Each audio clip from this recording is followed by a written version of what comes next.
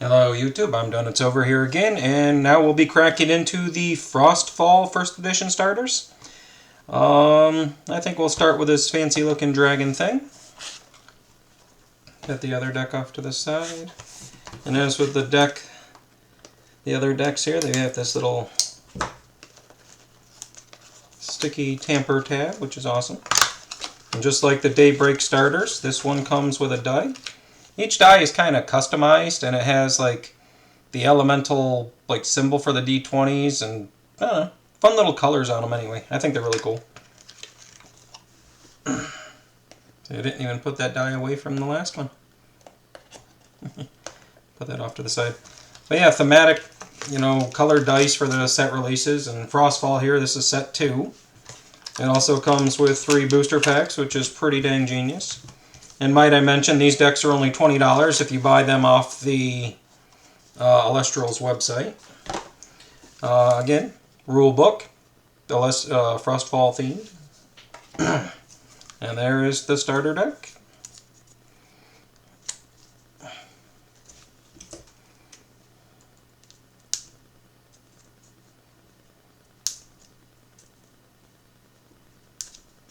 Come on. There we are.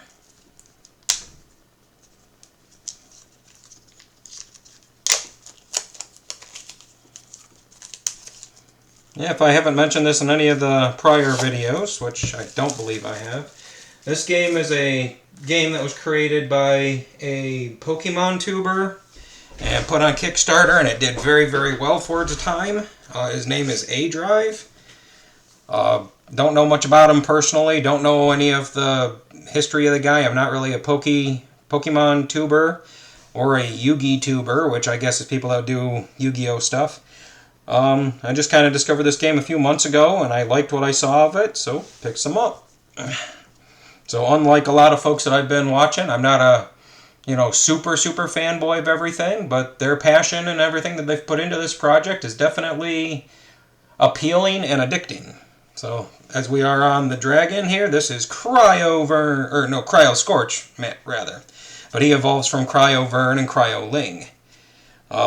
So yeah, we have 1 copy of the Cryo Scorch, boss monster of the deck. There is the Cryo Ling, 3 copies of that. Cryo Vern, 2 copies. The Frigicub, okay, 2 copies of that. Chelota, 2 copies.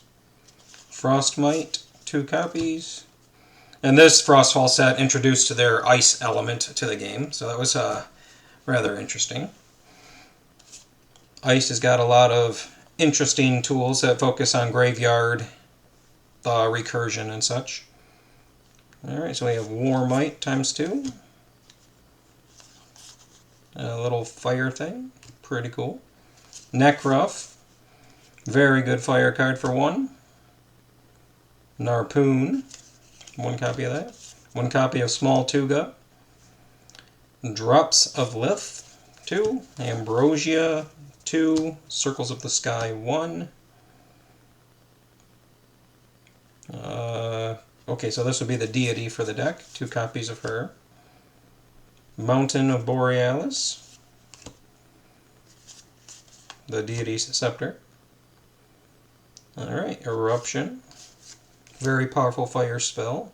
Or ruin, I should say. Gorgon's Gaze. Very powerful counter. Now, I will note that between this and the Daybreak, I'm just going to pause for a second. I have noticed that with the ruins, between the Frostfall and base set printings, compared to the Daybreak, actually have what they are on the sides listed. Like if they are an Invoke Ruin or a counter ruin like Gorgon's Gaze here is. You've seen them in the other videos if you've been paying close attention, but like I say, I've got the deck right here, just having done the video and opening of this. So let me pull out something out of the Daybreak starter here that's going to be cool. Alright, so I just grab the section that's all the creature things, the Elestrals.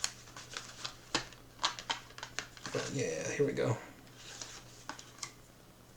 Like for Apollo here, this is a Divine Ruin. Camera probably won't pick it up, but you see that little yellow line off to the side here?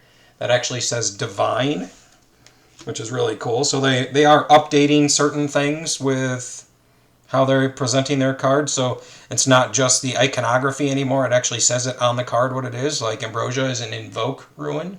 So it says Invoke right here.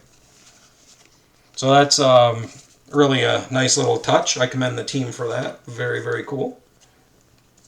I mean, learning icons in today's world is, really not that difficult. But they've just gone about making it even simpler for new players to hop in with Daybreak and have everything marked as compared to their previous sets, as mentioned. Again, I'm opening these things like retroactively, I guess we can say. So, the newest stuff first. But, yeah, the Gorgon's Gaze, great card. Not marked as a counter, but it is in fact a counter as denoted by its symbol here at the side. And we have Chains of Prometheus. Gotta make sure we have this on camera. Chains of Prometheus. Good little fire counter. And we have 2 copies of the ever-powerful Tsunami. And then we have the Flormine, which is the Ice Spirit. 1, 2, 3, 4, 5, 6, 7, 8, 9 of those.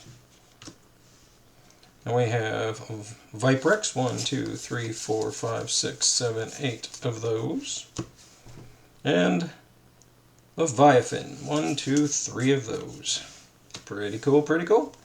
And there's the Elestrals regular card. So this is an ice deck, but it's got a strong balance of fire as well, since Cryo Scorch is both a ice and fire Elestral. And I think we're just going to go through all of these packs here and just pre-snip them just to say that we have. Alright, we'll get that off to the side. And I didn't go deep enough. Isn't that like the theme? Like, these packs are tough to get into, folks, but well worth it once you crack them. There we go.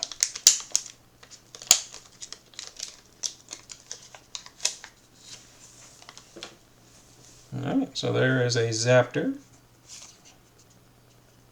A Gigaraph. Aw. Got a little bit of damage on the corner there. I think that might have been from me, actually. Sad. That's my first one of those. Panzer. That's cool. I love the bear themes to a lot of these things. A lot of people that know me personally know I'm a big fan of bears. Just, they're cool. So there's a Panzer. Awesome. Smokey.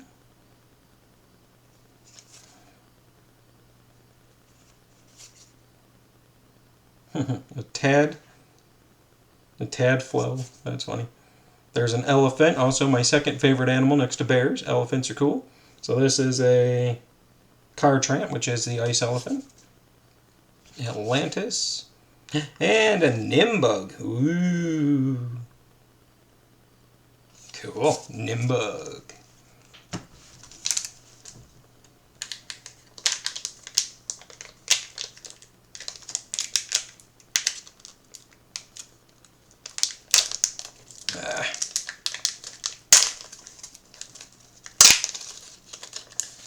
Even with the snip. Alright. So there's another Frost Spirit. Exalt Flare. Alright, so that would be, I believe... Let's go over rarities real quick. Alright, so we have this line down here. Let's see if we can get really close and see it. Alright, so I discovered what the rarities are.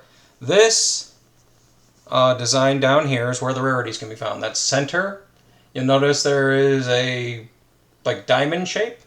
When there's a diamond shape that's empty, like this one over here. See how that diamond's empty? That means it's a common. So these are more commons. And if it's got a pip in it, that means it's a rare, if I'm not mistaken. And then if it's got a broken little swooshy there, that means it's an uncommon. Alright, so very subtle nods to what they actually do, and like rarity-wise and stuff, so that's really kind of, you gotta know what you're looking for to know it. But, ooh, yeah, that's cool. Neandersloth. Another Panzer. It's a trophy. That. Tadflow and the Contrant. Put the Spirit on top. And the card quality, again, is just freaking amazing on this. Like, some of the best cards that I've handled in a very, very long time. Almost old school Bushiroad style stuff, but this is on standard card stock. Alright, so we've got the Leviathan. And there's the rare for the pack. It is a Virolith. Virolith can be normal cast with 2 Earth if an opponent has at least 4 more spirits in their spirit deck than you do.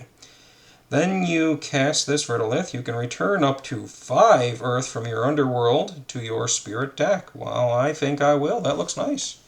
Very cool.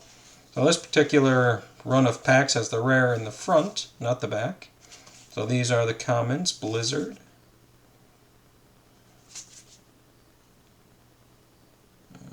Just trying to not have a glare here. Ooh, what is this little guy? Nimisale? When Nimisale receives 1 or more wind, you can return up to 2 wind from your underworld to your spirit deck. Oh, that's cool. So he's the wind healer. Frostmite, Cryoling, and Volcanic Forge. Alright, this will be the opening of the Cryo Scorch deck. We will be moving on in the next video to the Imperawatt deck. Alright, YouTube, this has been I'm Done It's Over, signing off.